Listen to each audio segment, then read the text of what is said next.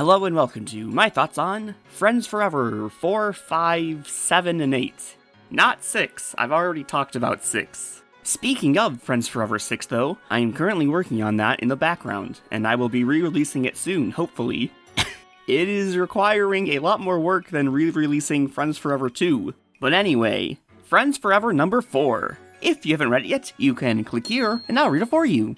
Alright, everyone ready? Let's go. So, I love the premise of this story a lot. Is this like the literal only time we get Twilight and Shining Armor alone together? Unless you want to count Twilight telling Shining Armor Cadence is a bitch and not to marry her. But other than that 5-second conversation they had, I think this is the only time they're alone together. I think the closest episode to this would be, what is it called, Sparkle 7, Twilight 7? Whatever the one is where Twilight has to break into the castle. Anyway, what I'm trying to say is, I like that Twilight and Shining Armor are hanging out together. Or at least they would be if he wasn't so busy! And Twilight's so sad, he can't even meet her at the train station. And then when she gets to the castle, he's gotta work all night long. And for whatever reason, Mario and Luigi are here and they get too much screen time for the meme.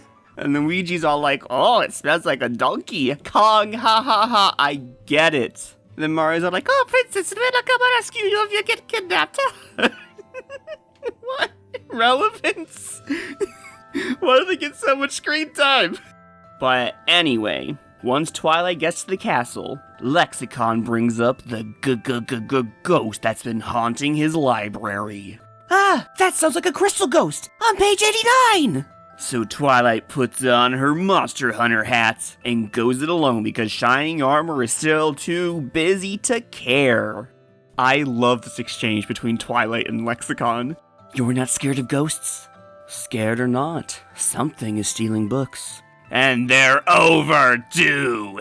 God, what a badass! It really is too bad that he immediately becomes a joke and gets replaced with Shining Armor. But he had these 3 seconds of awesomeness. Real quick, I just want to point out an art detail that I both love that they got, but hate that they did. The whites of Shining Armor's eyes are correctly colored light blue, which is exactly how they are colored in the show. But I hate that they decided to do it.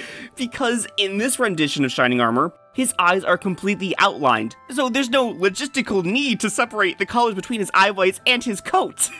But they did it anyway. Man, I can't believe they color his eye whites right, but color his magic wrong. Does that W outweigh the L? I don't know.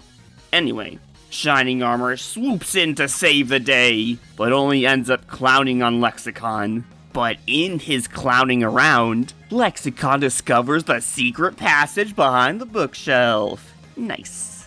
I like this scene where they argue about who goes into the cave first. It's kinda cute. Shining Armor's all like, yo, I'm the big brother, I gotta go in first. Then Twilight's like, oops, I already turned my magic on, guess I gotta go in first, because if that's a reason, she has to go in first. Ultimately, they decide to go in together. And the call back to Jim. Ah, Jim, what a guy.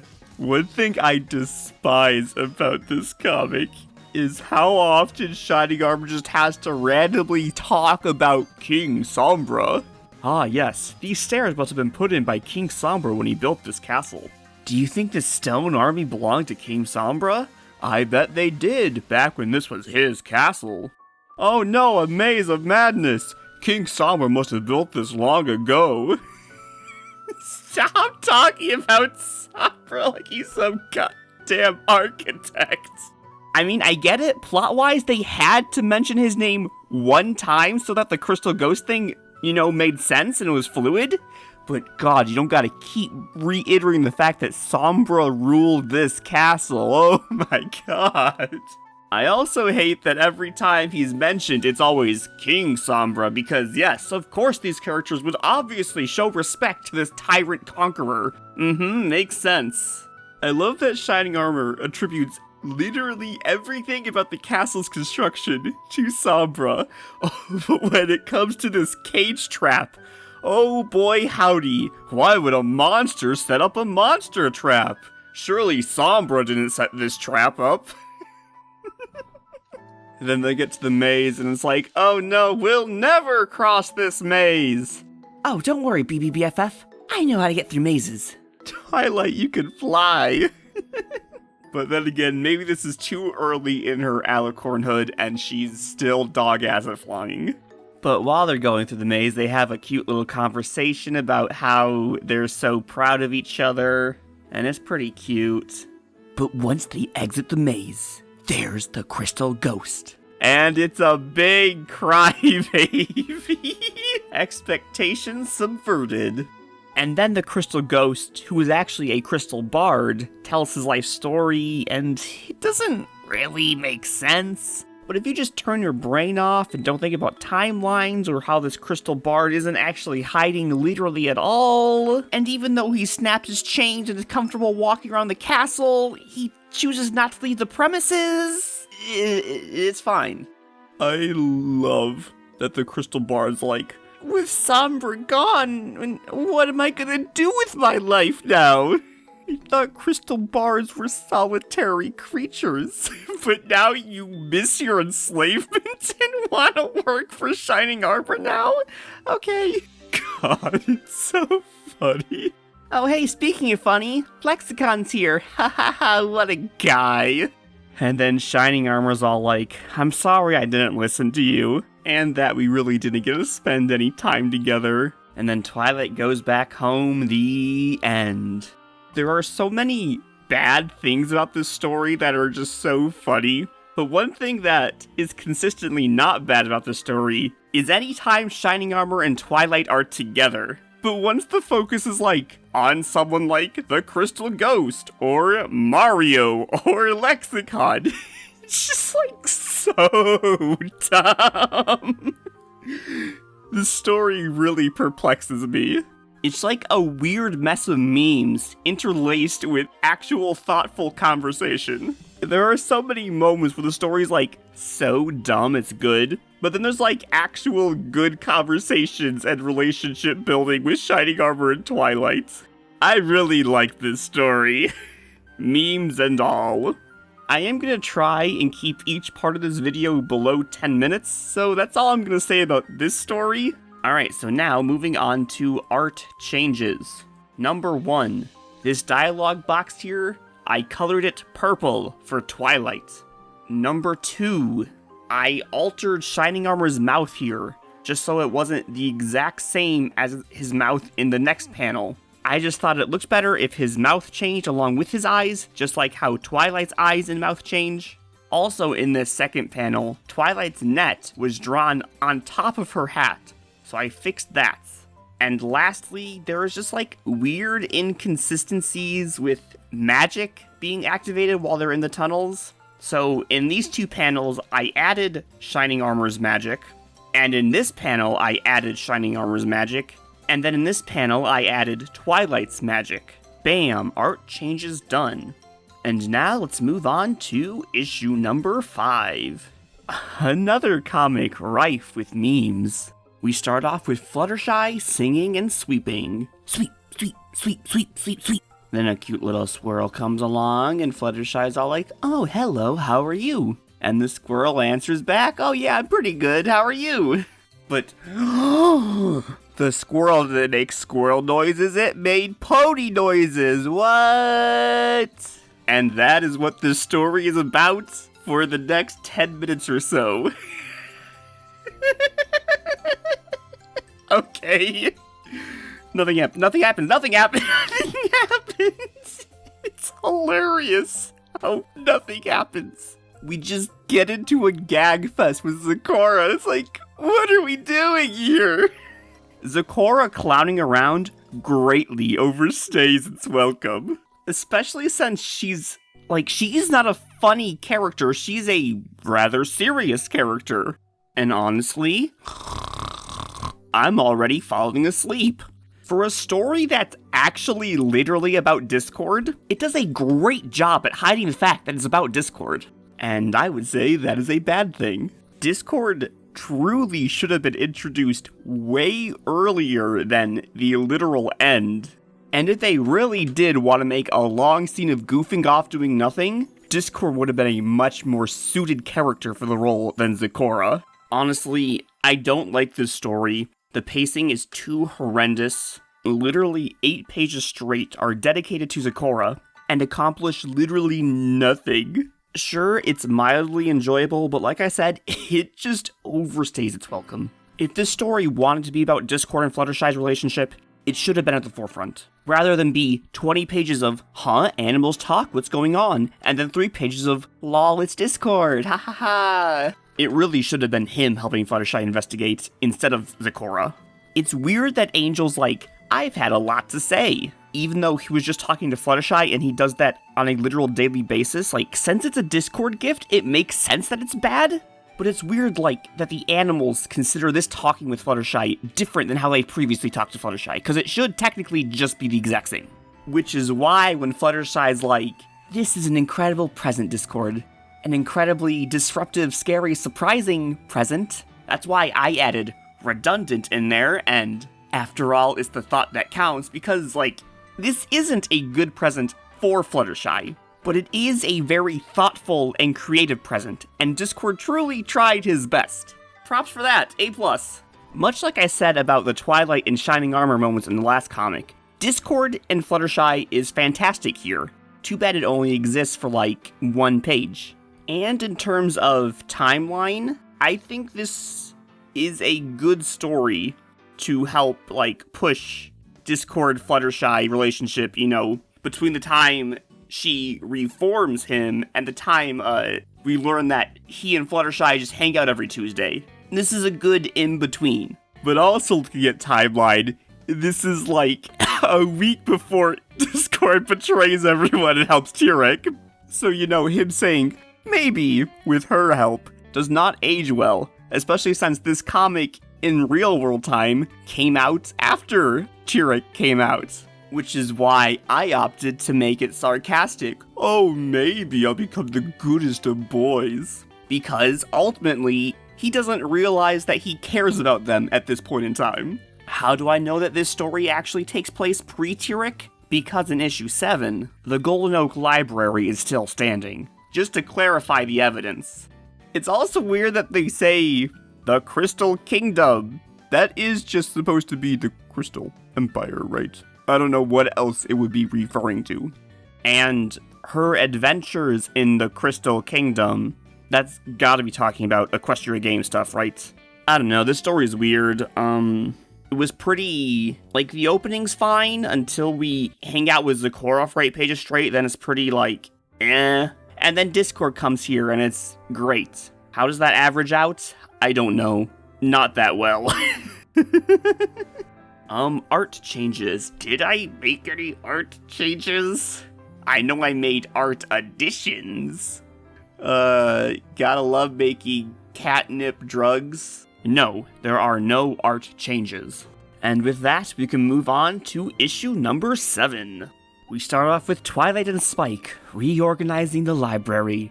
Ah, what a lovely day. And then, BAM! Princess Luna pops in. She wants to learn how to be funny. And who better to ask than Princess Twilight Sparkle? She knows everything. And true to form, she pulls out some books on comedy. Hell yeah. Teaching the only way she knows. The 3 panels of Twilight teaching the science of funny is pretty good. It's probably a couple sentences too long. It doesn't drag on to the point where it's obnoxious. She's just kind of cooking a little too long. And then Luna's like, yo, Twilight, please stop. And then Twilight takes her to Pinkie Pie, where her lessons truly begin. I was not expecting, Rocky, Mr. Turnip, Madame Laflower, and Sir Lancelot to ever come back, but here they are. Poor Luna. Pinkie Pie tried to teach her pranks. Oh god, the worst form of comedy. Needless to say, it does not go well, and Luna just ends up pissed. Which brings us to the actual moral of the story. All work and no play make Luna go something something. Even though Luna wants to learn how to be funny and make ponies laugh, her goal is to be perceived as a better princess. What Pinkie Pie is actually teaching her is that laughing and having fun is important. Aww. But because of Luna's ulterior motives, she is having a hard time coming up with a performance for Chocolate. Which then Pinkie Pie's all like, just have fun. Which then Luna retorts, I am not some lowbrow clown like you. I am a princess. Then Pinkie's all sad, and then Luna's all sad. And then it's the night of Chocolate. And even though supposedly Luna has withdrawn from the show, she swoops in and interrupts Celestia's opening speech. My sister and I are royalty. We are far more important than the rest of you commoners. The fact that you have all come here, expecting my sister and I to degrade ourselves for your amusement is appalling! This is exactly what every pony was expecting of her. And that is what makes it so funny. Because then, no one expects when she comes with the 1-2 pie in the face. Got 'em, bitches! Utilizing Rocky's pie in the face lesson, tied to a performance that's so uniquely her. Brilliant. She wasn't quite comfortable enough to be laughed at herself, so she still had to throw it in Celestia's face. But none of that matters because she slips and falls comically, oh god. Luckily for her, she falls right into Celestia and doesn't have to bear the humiliation alone. And this moment is when she finally takes Pinkie Pie's lesson to heart. Ah, sisterhood. This comic is actually pretty funny. Unlike the previous two where they're more like dumb funny, this one's just kinda good funny. Even though it's very heavily based around slapstick. But that's just more so an extension of Pinkie Pie's character. Those aren't actually the funny parts. It's more so how Luna reacts and perceives it, that I find humorous at least. Plus, there's actually like a good story in here. Wow, nice. Pinkie Pie just really is a great foil for Luna. I give this story a solid A+. Art changes. All of Luna's narration boxes I recolored blue for Luna. And in this one panel here of Luna zapping this guy, I just kinda made her a little smiley smile. Art changes done. On to issue 8. So the apples get a letter that's like, yo, come to Applewood, we wanna buy apples. So Applejack and Rarity get on a train and head straight to Applewood, set up a business deal, the end. Well, that's how Applejack wishes it went. But Rarity has to come along and be like, I don't want to sit on the train for 7 hours waiting for it to take off. I want to go see the sights. So now Applejack has to get off the train, walk around each town it stops in, and try to have a fun time. God, how horrible. And of course, every single time they leave the train to go have fun, something terrible happens. God damn it, Rarity. If Applejack had her way, she would have just sat on that train for 24 hours straight until they got to Applewood. But you know what they say, it's about the journey, not the destination. And even though she has no timeline for when she needs to be in Applewood for her business meeting, Applejack gets pissed at Rarity for every single delay. It's not until the two of them get into an actual argument and Applejack reveals her dogshit business plan does she realize that Rarity is here for her. Rarity helps Applejack with her business plan, and then Applejack apologizes because literally none of the delays were Rarity's fault, besides the fact that Rarity wanted to get off the train in the first place. And the two of them have a great day at Winnieland, until they get to the Orange's house and realize that Granny Smith can't read, and they're supposed to go to Manhattan and not Applewood. The end.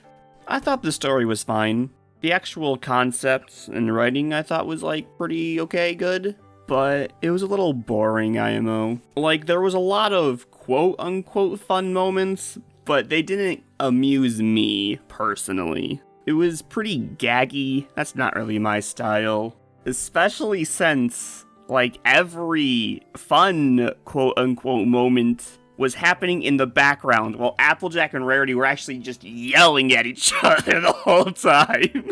So, like, it wasn't even the focus. This scene right here of Applejack and Rarity on the cart, with Applejack telling Rarity to shut up, I thought that was pretty funny.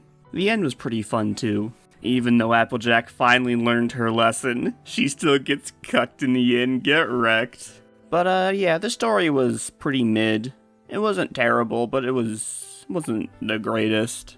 I did make one alteration to the text. Rarity originally says Winnie World, but since it's only ever referred to as Winnie Land after that point, I just changed it. But, yeah, I think that's all for this video.